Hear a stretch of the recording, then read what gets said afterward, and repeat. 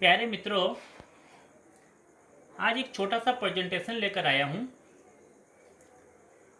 Different forms of business organization. हम सभी जानते हैं कि हमारे देश में छोटे से लेकर बड़े कई तरह के बिजनेस ऑर्गेनाइजेशन चलते हैं। तो आज हम संक्षेप में एक छोटा सा प्रेजेंटेशन दिखाता हूँ कि हमारे देश में किस किस तरह के बिजनेसेस ऑपरेट हो रहे हैं। हेडिंग मैंने दिया है different forms of business organisations, जैसे sole proprietorship, partnership, company and some other forms of business. तो आज मैं सबसे पहले सोल प्रोप्राइटरशिप, फिर पार्टनरशिप, फिर कंपनी फॉर्म ऑफ बिजनेस के बारे में एक छोटा सा प्रेजेंटेशन आप सबों के सामने रखना चाहता हूं।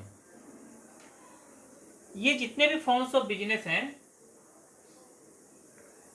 ये मुख्यतः इनके जो मेन एस्पेक्ट्स होते हैं वो ऑनरशिप है, रिस्क बियरिंग है, कंट्रोल है और डिस्ट्रीब्यूशन ऑफ प्रॉफिट है।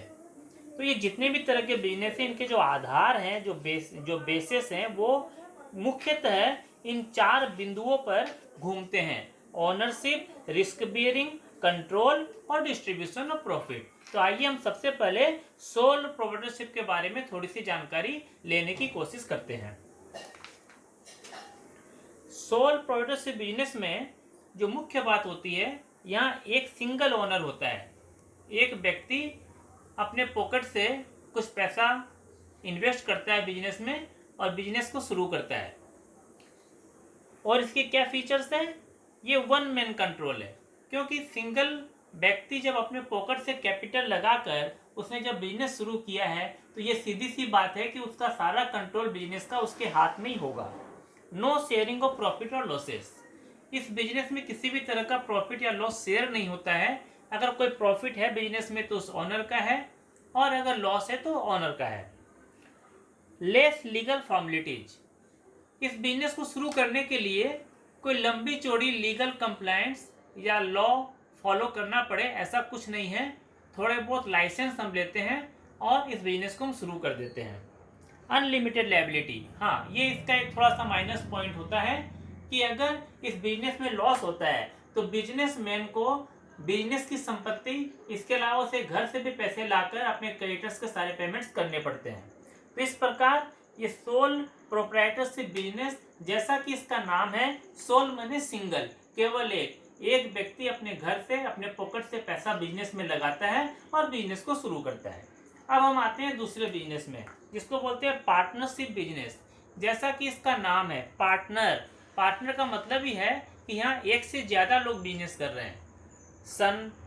फादर सन मिलकर बिजनेस कर रहे हैं, तो दो भाई मिलकर कर रहे हैं, मदर डॉटर मिलकर कर रहे हैं, दो दोस्त मिलकर कर रहे हैं, या उनसे और ज़्यादा कई लोग मिलकर कर रहे हैं। तो इस तरह के बिजनेस को हम पार्टनरशिप बिजनेस बोलते हैं।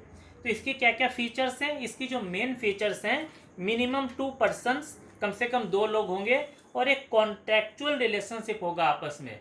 मतलब जब 2 लोग या 2 से ज़्यादा लोग मिलकर बिजनेस कर रहे हैं, 2 या 2 से ज़्यादा लोग मिलकर बिजनेस में कैपिटल इन्वेस्ट कर रहे हैं, तो निश्चित रूप से उनका वर्बल या रिटेन एक एग्रीमेंट जरूर होगा और उसके हिसाब से वो बिजनेस करेंगे। क्योंकि प्रॉफिट शेयरिंग रेशियो या लॉस शेयरिंग रेशियो भी उस कैपिटल के हिसाब से, या जो आपस में मिलकर वो एग्रीमेंट बनाएंगे उसके हिसाब से तय होगा।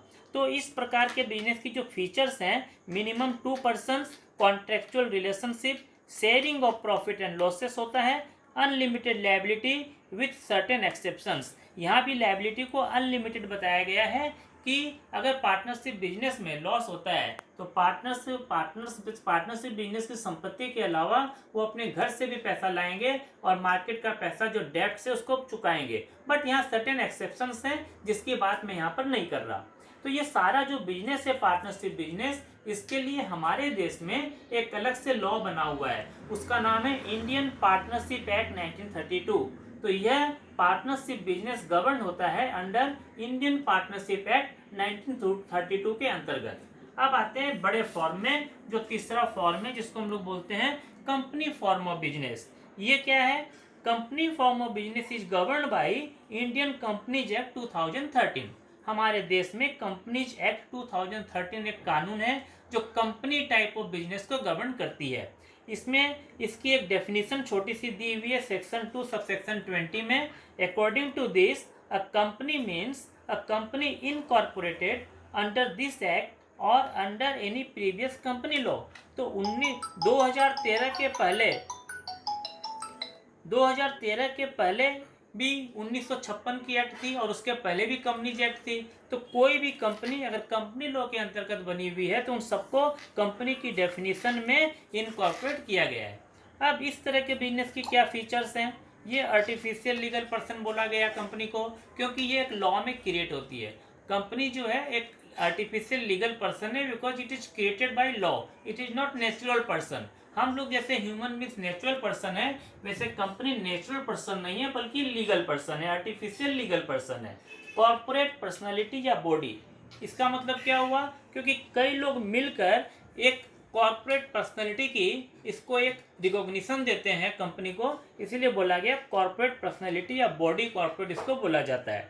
इसकी कैपिटल कैसी होती है? इसमें कई सारे लोग, 100 लोग, 200 लोग, 500 लोग, कुछ भी हो सकती है संख्या, लाखों लोग मिलकर इसमें इन्वेस्ट करते हैं कैपिटल, इसीलिए बोला गया कैपिटल डिविजिबल इनटू शेयर्स। तो कंपनी क्या करती है? शेयर इशू करती है, जो पैसा देता है कैपिटल के रूप में कंपनी को, कंपनी उसको शेयर्स इशू करती है। और क्या है? परपेचुअल सक्सेशन, मतलब कंपनी लगातार चलती रहती है। मेंबर्स में कम, मेंबर्स में go, but company will continue.